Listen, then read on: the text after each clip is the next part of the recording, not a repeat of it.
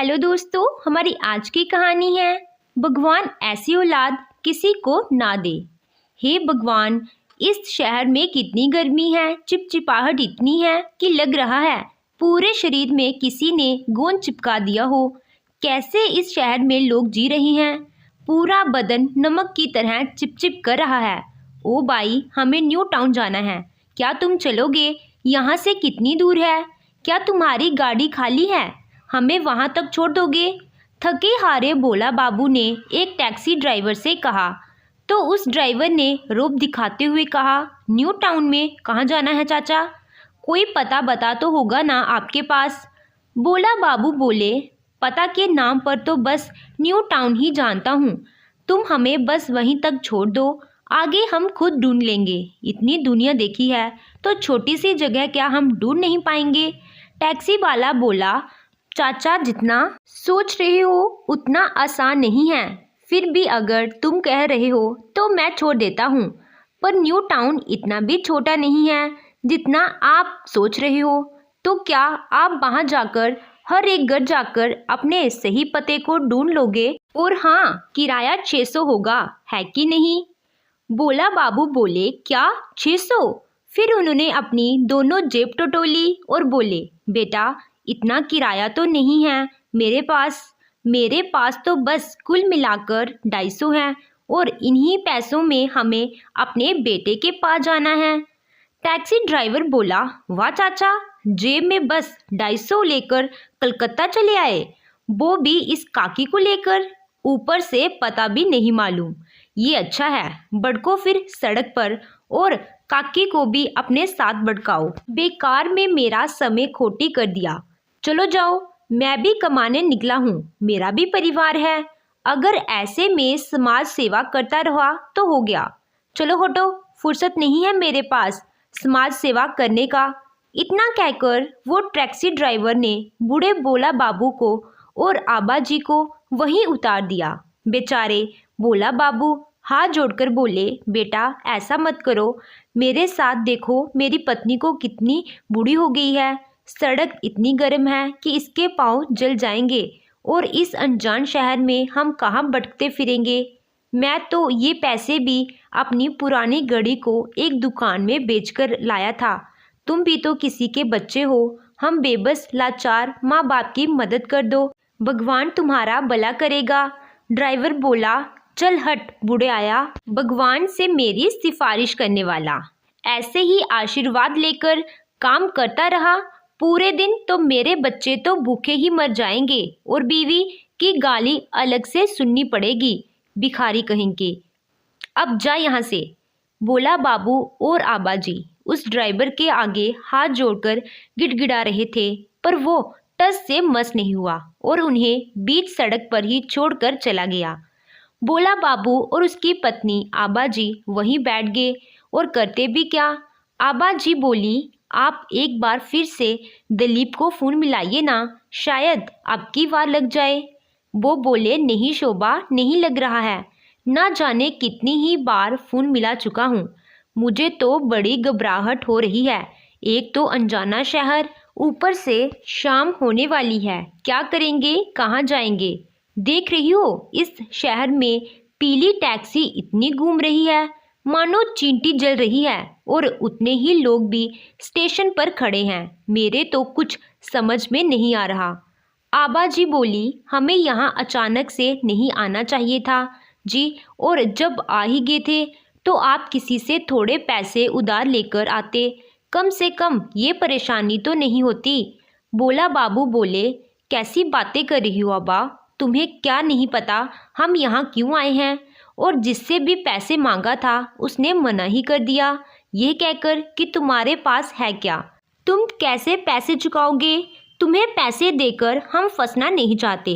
तभी तो दुकान वाले को हाथ पैर जोड़कर अपनी बहन घड़ी बेची और उसने उसके बदले मुझे 900 दिए थे जो यहाँ आने में खर्च हो गए। अब सिर्फ 250 बच गए हैं। समझ नहीं आ रहा है अब क्या करूँ। चलो चलते हैं, कहीं आसपास मंदिर देखे तो वहीं रुक जाएंगे। मैं बहुत थक गया हूँ आबा, अब मुझसे और चला नहीं जा रहा। इतने बड़े शहर में हम अपने दिलीप को कैसे ढूंढेंगे? ना तो हमारे पास उसका फ़ोन नंबर है और ना ही पता। हम यहाँ आ तो गए हैं पर सिर्फ नाम और उस छोटे से फ़ोटो के सहारे हम उसे नहीं ढूंढ पाएंगे। आबा जी कहती हैं, सुनिए जी, थोड़ी देर यहीं आराम कर लेते हैं, फिर ढूंढेंगे दिलीप को। उसे गए 10 साल हो गए। इस बीच उसने कुल मिलाकर 4 बार ही तो फ़ोन किया। आखिरी बार जब वो जा रहा था, मैंने कितना कहा अपना पता और फ़ोन नंबर देता जा, पर उसने कहा मैं अपना घर बदलने वाला हूँ, जब वहाँ पहुँच जाऊँ और घर सेट हो जाए उसके बाद उसका पता दे दूँगा। और उसने अपना जो फ़ोन नंबर दिया ही नहीं। शायद किसी मुसीबत में होगा। दोनों मंदिर में बैठे यही सब बातें कर रहे थे कि तभी मंदिर के पुजारी उनके पास आकर कहते हैं, राम राम जी भाई साहब, क्या आप लोग इस शहर में नए हैं? बोला बाबू बोले, जी दरअसल 2 साल पहले हमारा बेटा यहाँ नौकरी करने आया था, पर पिछले 9 महीने से हमें उसकी कोई खबर नहीं मिली, इसीलिए हम उसे ढूंढने चले आए।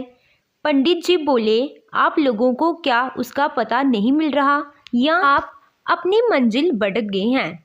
मुझे बताइए, शायद मैं कुछ कर सकूं या मैं आपकी मदद करने की कोशिश करूंगा। आबा जी ने बेटे की तस्वीर आगे करते हुए कहा, पंडित जी पता ही तो नहीं है, हमारे पास बस ये एक तस्वीर है, शायद ये आपकी कोई मदद कर सके। वो बोले, लगता है आप लोग गांव में रहते हैं, इसीलिए इस बदली हुई दुनिया से अनजान हैं और इतने सीधे साधे हैं, पर आजकल की सच्चाई बड़ी डरावनी है। बच्चे जब घर से निकल जाते हैं और जब वो अपने माता पिता से कोई संपर्क ना रखें, इसका मतलब वो बहुत आगे निकल चुके हैं और उस जगह में उसे अपने बूढ़े माता पिता की कोई ज़रूरत नहीं होती है। यही आज के ज़माने की सच्चाई है। आबा जी बोली, अरे नहीं नहीं पंडित जी, हमारा दिलीप ज़रूर किसी मुसीबत में होगा, क्योंकि उसको अपनी धरती और इस माँ के साथ बहुत लगाव है और वो हमारे साथ ऐसा करने के बारे में कभी सोच भी नहीं सकता। पंडित जी हंसते हुए बोले, मैं इस मंदिर में लगभग 10 सालों से पूजा अर्चना कर रहा हूँ और इसी मंदिर में ना जाने मैंने ऐसे कितने ही माता पिता को भगवान से नहीं बच्चों की शिकायत करते हुए देखा है। कोई उन्हें हावड़ा स्टेशन पर छोड़कर चला गया तो कोई उन्हें विदेश लेकर गया और वहाँ नौकरों जैसी हालत करके वहीं छोड़कर किसी दूसरे शहर चला गया। बोला बाबू जट से बोले, होता होगा ऐसा, बड़े बड़े शहरों में करते होंगे शहरों के बच्चे ऐसा, पर मेरा बेटा ऐसा नहीं है, वो हमारे लिए ऐसा कभी नहीं सोचेगा। अरे वो तो अपनी माँ के गहने जो साहूकार के पास रखे हुए हैं उसे छुड़वाने के लिए इतनी दूर काम करने आया था। मैंने उसके लिए कितना कर्ज लिया, तब जाकर उसे पढ़ाया लिखाया ताकि यहाँ एक अच्छी नौकरी कर सके, मेरी तरह खेतों में मजदूरी ना करे। पंडित जी बोले, ठीक कहते हैं भाई साहब, काश कि आपकी बात सही हो। मैं प्रार्थना करता हूँ कि आपका बेटा आपको जल्दी मिल जाए। आप लोग दूर से सफ़र करके आए हैं, भूख लगी होगी, बड़े अच्छे दिन में आए हैं। इस मंदिर में अक्सर कोई ना कोई भंडारा करवाता है, यहाँ बहुत लोग पेट भर के खाना खाते हैं। आज भी एक भंडारा है, आप लोग भी पेट भर खाना खा लीजिए, मैं अभी आता हूँ। लंबे सफ़र के बाद उन्हें भूख तो लगी ही थी और जब वहाँ खाना मिल रहा हो तो भला वो क्यों नहीं खाते। दोनों खाने बैठ गए। उसी लाइन में काफ़ी बुजुर्ग भी बैठे थे। सभी खाने का इंतज़ार कर रहे थे कि तभी एक आदमी अपने परिवार के साथ गाड़ी से उतरता। उसके कपड़े, उसके जूते देखने लायक थे, काफ़ी पैसे वाला लग रहा था। हाँ भाई, जिसके पास पैसे होंगे वही तो यह सब कर सकता है। फिलहाल खाना परोसना शुरू हुआ। जब सभी खाना खा रहे थे तभी एक औरत बनारसी साड़ी और गहनों में सजी सवरी, जो उन लोगों के साथ ही गाड़ी से उतरी थी, आकर सबके बीच में खड़ी होकर कहती है, सब लोग भरपेट खाना खाकर जाना, हमारे पास पैसों की कमी नहीं है, और हाँ, खाली हाथ मत जाना, आप सबके लिए कुछ कपड़े भी ले गए हैं, वह भी लेते जाना। अब तक बोला बाबूजी और आबा जी चुपचाप खा रहे थे, पर अचानक उस आदमी की आवाज़ सुनकर दोनों को खाना रुक गया और उनके कान खड़े हो गए, क्योंकि वो आवाज़ उन्हें जानी पहचानी अपनी सी लगी। और जब वो नज़रें उठाकर देखते हैं तो उन्हें अपनी आंखों पर यकीन ही नहीं हुआ। समझ ही नहीं पा रहे थे कि वह खुश हो या दुखी, क्योंकि वो आदमी कोई और नहीं बल्कि उनका बेटा दिलीप था। अपने मन की तसल्ली के लिए वो अपने बेटे की आवाज़ सुनकर बोला बाबू उनके पास गए, और जब उन्होंने उसका चेहरा देखा तो वो तुरंत उससे लिपट कर रोने लगे और बोलने लगे, पंडित जी देखिए, मेरा बच्चा मुझे मिल गया। भगवान तेरा लाख लाख शुक्र है कि तू ठीक ठाक है। कहाँ था तू बेटा? अपनी माँ और बाबा को ही भूल गया। इतने में पीछे से आबा जी आई और वो भी उनसे लिपट कर खूब रोने लगी और बोली, बेटा दिलीप, तुम ठीक तो हो ना? तुम्हारी तबीयत कैसी है? कितने दुबले हो गए हो? वह बस रोती जा रही थी, ज़्यादा कुछ कह नहीं पा रही थी। तभी पंडित जी आए और बोले, अच्छा तो तुम हो इनके बेटे? अरे बेटा, अपने बूढ़े बाप बाप के साथ कोई ऐसा करता है? माता पिता को अपना पूरा पता भी नहीं बताया। बेचारे यहाँ वहाँ भटक रहे थे। इनके पास तो ना पैसे हैं ना ही पूरा पता है। आबा जी बोली, कोई बात नहीं पुजारी जी, मेरा बेटा मुझे मिल गया ना, अब हमें कुछ नहीं चाहिए। बेटा, ये तो तुम बहुत नेक काम कर रहे हो, भगवान तुम्हारा भला करे। कभी दिलीप की पत्नी अनीता आई और बोली, क्या हुआ दिलीप? जल्दी जल्दी सबको दो, यहाँ इन जैसे एक नहीं हजारों हैं, पीछे काफ़ी लंबी लाइन है। आबा जी ने आश्चर्य से पूछा, ये कौन है बेटा जो तुम्हें नाम से पुकार रही है? दिलीप बोला, माँ ये आपकी बहू है। आबा जी बोली, क्या बहू? तुमने शादी भी कर ली और हमें बताया तक नहीं? दिलीप कुछ बोलता उससे पहले अनीता बोली, माँ दरअसल हमारी शादी इतनी जल्दबाजी में हुई थी कि किसी को कुछ बताने का मौका ही नहीं मिला। और सच बताऊं, ये तो हर रोज़ आप लोगों को याद करते थे। आप लोगों को ये भूले नहीं हैं। बस मेरे पापा के जाने के बाद उनके बिजनेस को संभालते हुए इतने व्यस्त हो गए थे कि इनको मौका ही नहीं मिला गांव जाने का। और रही बात फ़ोन नंबर की, उस वक्त तो इनके पास फ़ोन भी नहीं था और गांव में आपके पड़ोस का नंबर इन्होंने खो दिया, वह भी मेरी वजह से खोया था। मुझे माफ़ कर दीजिए। अब आप लोग गांव वापस नहीं जाएंगे, यही अपने पोतों के साथ हमारे साथ रहेंगे, क्यों जी? दिलीप बोला, बाबूजी मुझे माफ़ कर दीजिए, पता नहीं मैं कैसे आप लोगों को भूल गया। मेरे जैसा नालायक बेटा भगवान किसी को ना दे, पर अब मैं अपनी गलती सुधारना चाहता हूँ। अनीता सही कह रही है, अब से आप लोग हमारे साथ यहीं रहेंगे, इसी शहर में। इतने दिनों तक जो मैं आप लोगों से दूर रहा, अब आपके साथ रहकर आपकी सेवा कर उसकी भरपाई करना चाहता हूँ। वहाँ सभी की आंखों में आंसू आ गए और फिर आबा जी और बोला बाबू बेटे के साथ चले जाते हैं। जाते हुए आबा जी बड़े गर्व से पंडित जी से कहती है, देखा ना पंडित जी, मैं कहती थी मेरा बेटा औरों की तरह नहीं है। भगवान की कृपा से वह आज हमें संजोग से मंदिर में ही मिल गया। पंडित जी बोले, जी बहन जी, आपकी बातों को सही साबित करें और आप लोग यूं ही खुश रहें, यही मेरी भी कामना है। चलिए ठीक है, ठीक से रहिएगा, राधे राधे। माँ आबा जी और बोला बाबू बेटे बहू के साथ चले जाते हैं। घर पहुँचते ही अनीता बोली, आप लोग थके होंगे, चलिए कुछ खा पीकर पहले आराम कर लीजिए, बाकी बातें कल करेंगे। इतना कहकर वह अपने कमरे में चली गई। अगली सुबह आबा जी और बोला बाबू बैठे चाय पी रहे थे। तभी उनके घर काम करने वाली बिमला आती है तो अनीता उससे सब्जी बाजी का हिसाब मांगती है और थोड़े से पैसों की गड़बड़ी के कारण उसे काम से निकाल देती है और आबा जी से कहती है, मम्मी जी ये अच्छा काम नहीं करती और ऊपर से चोरी भी करती है, इसीलिए इसे हटा दी हूँ। वैसे भी हम लोग ज़्यादा लोग तो हैं नहीं, मिल बांट कर काम कर लेंगे, क्यों आप क्या कहती हैं? आबा जी बोली, हाँ हाँ बहू, तुम बिल्कुल सही कह रही हो। गांव में तो इससे ज़्यादा लोगों का काम मैं अकेले कर लेती थी और काम करने से सेहत भी अच्छी रहती है। गांव में सब काम हम खुद ही करते थे। बेचारी सीधी सादी आबा जी, उनको क्या ही पता था कि अनीता के मन में क्या चल रहा है। एक दिन अनीता घर पर किटी पार्टी रखती है और आबा जी को सुबह से रसोई में लगाए रखती है। बेचारी आबा जी पूरी मेहनत कर रही थी। फिर अनीता उनके काम में कुछ ना कुछ नुक्स निकाल देती है। फिर थोड़ी देर बाद उसकी सभी सहेलियां आती हैं तो अनीता आबा जी को बात बात पर आवाज़ देकर कभी ये लाओ तो कभी वो लाओ कहकर परेशान कर रही थी। तभी उसकी एक सहेली बोली, अरे आबा, कहाँ से मिली ये काम वाली? ये फुल टाइम है क्या? यार, मुझे भी कब से एक फुल टाइम मेड की ज़रूरत थी पर मिल ही नहीं रही है। वैसे कितना पैसा ले रही है?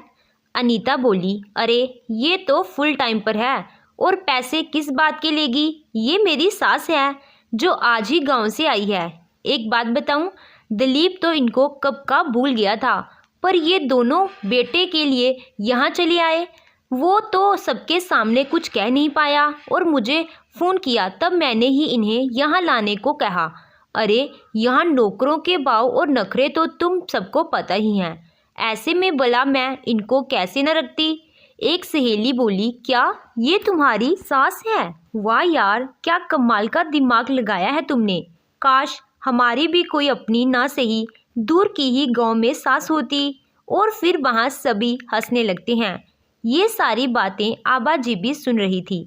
उनकी आंखों से आंसू आ जाते हैं। फिर वो चुपचाप अपने कमरे में चली गई। अचानक नाश्ते की प्लेट लाते वक्त आबा जी के हाथों से छूटकर गिर जाता है, जिससे अनीता आग बबूला हो जाती है और कहती है, गवार औरत, ये क्या किया? मैं सोची थी कि ये यहाँ के तौर तरीके सीख लेगी, पर ये तो गवार की गवार ही रहेगी। आबा जी रोते हुए बोली, बहू, मैंने जानबूझकर नहीं किया, फिर ऐसे क्यों बोल रही हो? वो भी सबके सामने। ये तुमने ठीक नहीं किया। और रोते हुए वहाँ से चली गई। थोड़ी देर बाद दिलीप और भोला बाबू आते हैं तो अनीता कहती है, दिलीप, क्या कहा था तुमने? इस लोगों से अच्छे से पेश आओ ताकि ये हमारा सारा काम करते रहें। पर आज तो तुम्हारी माँ ने मेरी इतनी बेइज्जती करवाई, वो भी मेरी सहेलियों के सामने। क्या यही सोचकर मैंने बिमला को हटाया था? भोला बाबू बोले, ये सब क्या कह रही हो बहू? हम तुम्हारे माता पिता के जैसे हैं, कोई नौकर नहीं जो इस तरह से बात कर रही हो। दिलीप बोला, आप तो चुप ही रहिए बाबूजी। जानते हैं, ये फ्लैट मेरी नौकरी सब अनीता के पापा ने ही दिया है और आपकी वजह से मैंने आज तक बस गरीबी ही देखी है। इसीलिए आप लोगों से सारा रिश्ता नाता तोड़कर यहाँ चला आया था। मैं ही बेवकूफ़ था जिसने सोचा सिर्फ फ़ोन के नंबर बदल देने से आप लोगों से पीछा छूट जाएगा, पर नहीं, आगे मुंह उठाए यहाँ। अनीता बोली, सुनिए, आप दोनों कान खोलकर, जो यहाँ रहना है तो यहाँ के सारे काम करने पड़ेंगे, वरना चले जाना वापस अपने झोंपड़ी में, समझे? बेटे बहू का असली रूप देखकर दोनों हैरान हो जाते हैं और सोचते हैं कि पंडित जी ने बिल्कुल सही कहा था। दोनों रोते हुए अपने कमरे में चले जाते हैं और क्या ही करते बेचारे। यहाँ रहने के अलावा उनके पास और कोई रास्ता भी नहीं था। उसके बाद से अनीता और दिलीप उन पर काफ़ी अत्याचार करने लगे। अनीता तो दिन रात घर की साफ सफाई उन दोनों से करवाती रहती थी। अब तो हर दिन यही होने लगा। दिलीप बात बात पर अपने पिता पर हाथ उठाता और इधर अनीता भी आबा जी पर। दिन भर दोनों नौकरों की तरह काम करते, पर फिर भी वह लोग उन दोनों से ठीक से बात तक नहीं करते थे। एक रात अनीता आबा जी से कहती है, माँ जी, मैं अपने कमरे में जा रही हूँ, हम दोनों के लिए दूध कमरे में दे जाना, और हाँ, सिर्फ हम दोनों के लिए, खुद मत पीने लगना वरना। थोड़ी देर बाद जब आबा जी दिलीप के कमरे में दूध लेकर जाती हैं तो वो अनीता को कहते हुए सुनती हैं, सुनो, हम इन दोनों को इतना सता रहे हैं, फिर भी ये यहाँ से जाने का नाम ही नहीं ले रहे। तुम तो कह रहे थे कि गांव वालों को अपनी इज्जत बहुत प्यारी होती है, अब कहाँ गई इनकी इज्जत? दिलीप बोला, हाँ यार, मैं भी यही सोच रहा हूँ। वो बोली, कुछ उपाय करो ताकि ये यहाँ से निकलें। मुझे तो इन्हें देखकर ही घिन आती है। उनकी बातें सुनकर आबा जी उदास अपने कमरे में जा बोला बाबू से कहती हैं, सुनिए जी, गांव चलते हैं, वहाँ इज्जत की रूखी सोखी रोटी ही बली है। उसके बाद वो बोला बाबू को सारी बात सुनाती है। 2 दिन बाद बोला बाबू दिलीप को अपना फ़ोन दिखाते हुए कहते हैं, देख तो बेटा, ये इसमें क्या बता रहा है। लगता है कोई कर्जदार है। मुझे तो इसकी बात समझ में ही नहीं आ रही है। दिलीप फ़ोन पर हेलो बोलता है। सामने से कोई कहता है, अरे आप बोला बाबू बोल रहे हैं क्या? अरे आपने जो कुछ पैसे करीब 25 साल पहले जमा किए थे वह 5 गुना हो गया है। करीब करीब पूरे 1 करोड़ आप आकर दस्तखत करके ले जाइए। ये सुनकर दिलीप को तो जैसे करंट ही मार गया। फिर जैसे तैसे खुद को संभाल कर उसने कहा, हाँ हाँ, हम आते हैं। फिर फ़ोन रखने के बाद बोला बाबू बेटे से पूछते हैं, क्या बोल रहा था बेटा, कब तक लौटाना है उसका पैसा? दिलीप बोला, बाबूजी, हमें कल ही चलकर सारे पैसे लौटाने हैं और आपका दस्तखत चाहिए होगा ताकि ये लोग आगे से आपको परेशान ना करें। आपको कितने पैसे देने हैं बाबूजी? बोला बाबू बोले, यही कोई 50,000। पता है बेटा, कब से इसे चुकाने की कोशिश कर रहा हूँ। ना जाने कितने साल से दिलीप समझ गया कि उसके जन्म से पहले से शायद बोला बाबू पोस्ट ऑफिस में पैसे जमा कर रहे हैं जो भूल चुके हैं और उन्हें लग रहा है कि वह कर्ज ले रहे हैं। उसने कहा, कोई बात नहीं बाबूजी, मैं दे दूंगा आपको ये पैसे और आप ये चुका देना। आपने वो पैसे मेरे लिए लिए थे ना, तो मैं ही दूंगा। तो हम कल ही चलते हैं। उसके बाद दिलीप बोला बाबू के साथ गांव जाकर पहले सबका कर्ज चुकाकर उस फ़ोन वाले आदमी के बताए पते पर चला जाता है। वो एक कागज़ पर बोला बाबू के दस्तखत करवाते हैं। फिर वो आदमी कहता है, आप भी यहाँ दस्तखत कीजिए ताकि उनके साथ कौन आए हैं उसका पता रहेगा। दोनों दस्तखत कर वापस घर आ जाते हैं तो दिलीप उस आदमी से अकेले में पूछता है, वैसे पैसे तो जो अकाउंट नंबर मैंने इस फॉर्म में भरे हैं उसी में आएंगे ना? उस आदमी ने हाँ बोला और तभी से दिलीप अपने अकाउंट में बस 1 करोड़ आने के सपने देखने लगा। एक दिन अनीता उन दोनों के कमरे में आकर कहती है, आज घर में बहुत बड़ी पार्टी है, आपके कपड़े गेस्ट हाउस में रखवा दिए हैं, पहन लीजिएगा। आबा जी बोली, ये कैसे कपड़े हैं जी, मैं तो ऐसे कपड़े पहनती भी नहीं। बोला बाबू बोलो, लगता है यहाँ पार्टियों के लिए खास कपड़े पहने जाते हैं, पहन लो। सलवार कमीज़ ही तो है, हमारे गांव में जवान लड़कियां पहनती ही तो हैं, इसमें क्या खराबी है? बेटे बहू ने इतने प्यार से दिया है।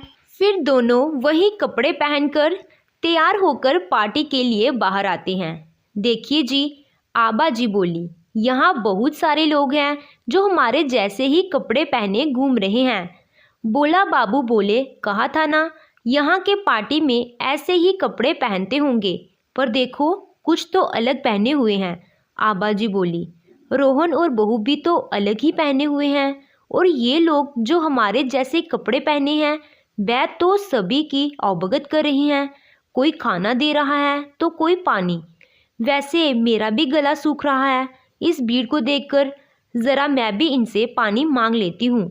आबा जी ने ये कहकर इशारे से एक आदमी को बुलाया जो बिल्कुल बोला बाबू जैसे कपड़े पहने हुए था। भैया ज़रा पानी देना, बहुत प्यास लगी है। उस आदमी ने कहा, ज़्यादा आराम करने की ज़रूरत नहीं वरना पैसे कट जाएंगे। जाओ अब मेहमानों को समोसे परोसो। बड़ी आई पानी मांगने वाली। ये सुनकर दोनों आश्चर्य से एक दूसरे की ओर देखने लगते हैं। आबा जी बोली, ये क्या कहकर गया जी? चलिए दिलीप से पूछते हैं। जैसे ही वो बेटे के पास जा रहे होते हैं, अनीता उनके सामने आकर कहती है, अच्छा हुआ आप लोग मुझे दिख गए। जे लीजिए बबलू को संभालिए जब तक पार्टी ख़त्म ना हो जाए। ये कहकर वो अपने बेटे बबलू को उनके गोद में दे देती हैं। जब अनीता बेटे को अपने सास ससुर को सौंप रही थी, पीछे से उसकी एक सहेली आकर कहती है, अरे अनीता, ये है क्या तेरे बेटे की मेड? वो बोली, हाँ यार, बबलू की आया है। अब आजकल यूं ही किसी पर बच्चे को लेकर भरोसा करना बड़ा मुश्किल होता है। ऐसे में ये कपल थोड़ा भरोसे लायक मिल गए तो रख लिया। दिलीप भी वहीं खड़ा था, पर उसके मुंह से एक भी शब्द नहीं निकला। माता पिता तो हैरान थे कि ये क्या कह रही है। शायद इसीलिए हमें यहाँ नौकरों वाले कपड़े दिए गए और हमें पता नहीं क्या सोच रहे थे। तभी दिलीप झट से बोला, बाबूजी, माँ उनकी बातों पर ध्यान मत दीजिए, अपने पोते को ही तो संभालना है। बोला बाबू उदास होकर बोले, बेटा, हम तो अपने पोते को ऐसे ही संभाल लेते। यह तो बड़े शौक और खुशी की बात होती है किसी भी दादा दादी के लिए, पर तुम लोगों ने जो हमें आया बनाकर यहाँ धोखे से लाया है, उसके बाद तो वह गांव की गरीबी ही अच्छी लग रही है। आबा जी बोली, मतलब तू जानबूझकर हमारी सुध नहीं लेता था, क्योंकि तुझे यहाँ की गुलामी रास आ गई है। पर बेटा, हम भले ही गरीब हैं, पर गुलामी नहीं कर सकते। याद रखना, जो मर्द अपनी पत्नी के टुकड़ों पर पलता है, वह हमेशा गुलामी की जिंदगी जीता है। बोला बाबू बोल चले, आबा, हम यहाँ नहीं रहेंगे। इतने में अनीता आकर कहती है, अरे कहाँ जाने की बात कर रहे हैं? जाने के लिए पैसे हैं आप दोनों के पास, या फिर उसी मंदिर में जाकर रहने का इरादा है? यहाँ से गांव काफ़ी दूर है, जैसे आए थे वैसे चले जाएंगे। तुम्हें हमारी चिंता करने की कोई ज़रूरत नहीं है। इस बात से अनीता बहुत गुस्सा होकर चिल्लाकर कहती है, सुनिए, इन भिखारियों को मैंने मंदिर से उठाकर यहाँ अपने घर में शरण दिया, और ये हमारी ही पीठ पर छुरा भोंक कर यहाँ से भागने के फिराक में हैं। भलाई का तो ज़माना ही नहीं रहा। बोला बाबू बोले, ये क्या कह रही हो तुम? हमने तुम्हारे साथ नहीं, बल्कि तुमने हमें शिला है। अनीता बोली, चुप करो तुम लोग। एक तो मेरी सोने की चैन गायब हो गई, ऊपर से दिलीप कहीं तुम्हारे माँ बाप ने तो। दिलीप बोला, देखो अनीता, ये ठहरे गरीब, इनको आ गया होगा लालच, कर ली होगी चोरी। बोला बाबू बोले, दिलीप, तुम अपने ही माता पिता को चोर बोल रहे हो, शर्म नहीं आती तुम्हें? दिलीप बोला, हाँ बोल रहा हूँ, क्योंकि आप लोगों की हालत मुझसे छुपी नहीं है। बाबूजी, अब लिया है तो हाँ बोल दो, ताकि आपकी झोले की तलाशी ना करनी पड़े। आबा जी बोली, तलाशी? अब यही सही बच गया था। अनीता बोली, सुनो दिलीप, मुझे इनकी गंदे झोले नहीं छुए जाएंगे, तुम ही देख लो, वरना मैं पुलिस बुला लूँगी, फिर वही तलाशी लेंगे चोर की पोटली का। आबा जी और बोला बाबू नम आँखों से वहीं बैठ गए और अपनी इज्जत को तार तार होते हुए देख रहे थे। सभी लोग उन्हें चोर की निगाहों से देखे जा रहे थे, और वो बस नम आँखों से अपनी पोटली की ही नहीं, अपनी इज्जत की भी तलाशी देखते रहे, वह भी अपने ही बेटे के हाथों। अनीता बोली, बुढ़िया, ये सब क्या? आबा जी रोते हुए बोली, नहीं बेटा, मैंने चोरी नहीं की। तो बहू बोली, बुढ़िया, झूठ बोल रही हो। और जैसे ही उन पर हाथ उठाने की कोशिश की, किसी ने आकर उनका हाथ पकड़ लिया और खींचकर एक तमाचा उसके गाल पर रख दिया। हिम्मत कैसे हुई तुम्हारी इन्हें थप्पड़ मारने की? शर्म नहीं आती ऐसा करते हुए? उस पुलिस वाले ने दोनों को फटकारते हुए कहा, और आबा जी और बोला बाबू के पांव छूकर प्रणाम किया। ये देखकर दोनों के पैरों तले ज़मीन सरक गई और बोले, अरे सर, आप लोग, क्या आप इन्हें जानते हैं? ये कौन है? पुलिस वाले ने कहा, अरे नहीं नहीं, हम तो यहाँ आपके पिता के बुलाने पर आए हैं। वह तो कह रहे थे कि जब वो आप लोगों को ये फ्लैट खाली करने को कहेंगे तो आप लोग कहीं उन पर हाथ ना उठाएं, इसीलिए हमें यहाँ आना पड़ा। दिलीप हैरानी से बोल, क्या आप कहना क्या चाहते हैं? मैं कुछ समझा नहीं।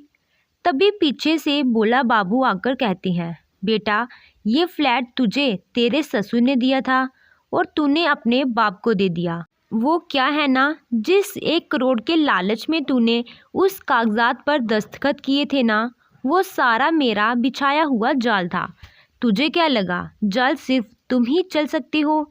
भले ही गांव का हूँ, पर सही कहा तुमने, हमारी इज्जत सबसे ऊपर होती है। और जबकि तुम लोग उसी की धज्जियाँ जानबूझकर उड़ा रहे हो, तो फिर सारी योजना बनानी पड़ी। अनीता दिलीप से बोली, तुम तो कह रहे थे कि हम करोड़पति बनने वाले हैं, फिर ये सब क्या है? बोला बाबू बोले, मैं बताता हूँ बहू। इसने करोड़ रुपए की लॉटरी समझकर जिन कागजात पर दस्तखत किया, दरअसल वो इसके इस फ्लैट के थे जो अब मेरे नाम कर चुका है। और तो और इसने मेरे सारे कर्जे भी चुका दिए। सो अब तुम लोग यहाँ रहना चाहो तो हमारी नौकरी करनी पड़ेगी। वो क्या है ना, अब तुम जैसे धोखेबाजों के साथ मैं ऐसे तो नहीं रह सकता। याद रखो, जब एक गंवार देहाती अपनी शराफत तोड़ता है तो ऐसा ही होता है। अनीता बोली, ऐसे कैसे यह फ्लैट आपका हो जाएगा? आप नहीं जानते मेरे पापा को, ये पुलिस भी उनके आगे कुछ नहीं कर पाएगी। रुको, अभी बुलाती हूँ अपने पापा को। ये कहकर उसने जैसे ही अपना फ़ोन निकाला, उसके पापा रमेश जी अंदर घुसते हुए कहते हैं, फ़ोन करने की कोई ज़रूरत नहीं है अनीता, मैं आ गया। अनीता बोली, पापा आप यहाँ? अच्छा हुआ जो आप आ गए। आप ही इस बुड्ढे को बताइए। कहते हैं ये फ्लैट इनका है, आए बड़े। रमेश बाबू बोल, बेटा यह कानूनी तरीके से किया गया काम है और मैं कानून से बड़ा थोड़े ही ना हूँ। अनीता बोली, पापा ये आप क्या कह रहे हैं? रमेश बाबू बोले, तुम लोगों के अत्याचार से तंग आकर ये तो यहाँ से जा रहे थे, पर बाहर मुझसे टकरा गए और बोला तो मेरे बचपन का दोस्त है, तो उसके साथ अत्याचार मैं कैसे होने देता, खासकर जब वो अत्याचार मेरी बेटी कर रही हो। तुम्हें पता है, इसकी तरह मैं भी कभी गरीब हुआ करता था, तब ये मुझे रोज़ खाना खिलाता था, जबकि इसके पास खुद ही खाने की कमी होती थी। मैं शहर आकर ही बस गया और पैसे कमाने के चक्कर में इसे भूल गया, पर आज किस्मत ने मुझे एक मौका दिया कि अपनी दोस्ती निभा सकूं, तो मैंने इसके साथ मिलकर ये सारा प्लान बनाया। अब तुम लोग कहो क्या करना है, सड़क पर रहना है या उनकी सेवा करनी है? क्योंकि अब ये ही इसी करोड़ों के बंगले के मालिक हैं और जो ये कहेगा वही करना होगा। और हाँ, ये पुलिस वाला मेरा दोस्त का बेटा है, जिसको पढ़ा लिखा कर इन्होंने इस काबिल बनाया है। अभी कुछ दिन पहले ही नौकरी लगी है इसकी, और पूछने पर पता चला कि ये लोग यहाँ पर हैं, तो उन्हीं का आशीर्वाद लेने आया था। अब बोलो, तुम लोगों को सड़क पर भटकना है या इनकी नौकरी करनी है? दोनों गिड़गिड़ाते हुए माता पिता के पैरों में गिर जाते हैं और माफ़ी मांगने लगते हैं। अब दोनों के पास अपने माता पिता की सेवा करने के अलावा और क्या ही बचता था। दिन भर बस अनीता नौकरानी की तरह उनके आगे पीछे घूमती रहती और उनकी चाकरी करती, और कर भी क्या सकती थी। एक ना एक दिन अपने किए की सज़ा और करनी का फल तो भुगतना ही था। सच कहा है किसी ने, जब किसी के साथ बुरा करते हो तो अपने भविष्य के बारे में भी सोच लिया करो कि आज ना कल तुम्हें भी वैसे ही कष्ट से गुजरना पड़ेगा, और जैसा तुमने दूसरों के लिए सोचा वैसा ही तुम्हारे लिए भी कोई सोच सकता है। तो बड़ा करने से पहले एक बार अपने भविष्य के बारे में ज़रूर सोचा, शायद तुम बुरे कर्म से बच जाओ और तुम्हारी दुर्दशा अनीता और दिलीप जैसी ना हो। तो दोस्तों, आपको ये कहानी कैसी लगी कमेंट के द्वारा अपनी राय ज़रूर बताएं। कहानी अच्छी लगी हो तो वीडियो को लाइक कीजिएगा, चैनल पे नए हो तो चैनल को सब्सक्राइब कीजिएगा। Thank you.